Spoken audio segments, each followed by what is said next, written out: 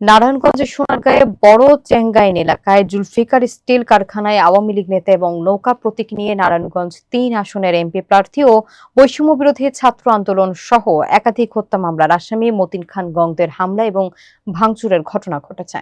বিস্তারিত থাকছে আক্তার হোসেনের তথ্যচিত্রে। গতকাল সন্ধ্যায় মতিন খান, শুভকান্ত, জিন্নাত ও কামালের নেতৃত্বে একদল সন্ত্রাসী বাহিনী বিভিন্ন দেশীয় অস্ত্র নিয়ে জুলফিকার স্টিলে হামলা চালায়। এ ঘটনায় জুলফিকার স্টিলের নিরাপত্তা কর্মী জুয়েল মিয়া বাদী হয়ে মতিন খান গংদের বিরুদ্ধে সোনারগাঁ থানায় একটি সাধারণ ডায়েরি করেছেন।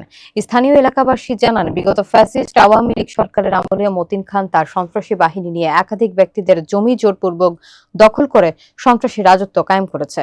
বৈষম্য বিরোধী ছাত্র আন্দোলনে মতিন খানের নেতৃত্বে নিরস্ত্র ছাত্রদের ওপর হামলার ঘটনা ঘটেছিল। তাই সন্ত্রাসী মতিন খানকে দ্রুত গ্রেফতার করে আইনের আওতায় আনার দাবি এলাকাবাসীর। সোনারগাঁ থানার ভারপ্রাপ্ত কর্মকর্তা মফিজুর রহমান জানান, মতিন খান এবং তার বাহিনীর বিরুদ্ধে থানায় সাধারণ ডায়েরি করা হয়েছে। তদন্ত করে আইনানুগ ব্যবস্থা গ্রহণ করা হবে। আমরা দেখশন করি মতিন খানের 30 থেকে 40 জন লোক, আমরা 3-4 জন ছিলাম এখানে। ওরা আমার রামদা, চাইনিজ কুড়াল, তারপর স্টিল পাইপ নিয়ে আমাকে ধাওয়া দিয়েছে। ওরা আমরা এখান থেকে দৌড় দিছি, এগুলো পরে যে কোবাই টোবাই রেখে।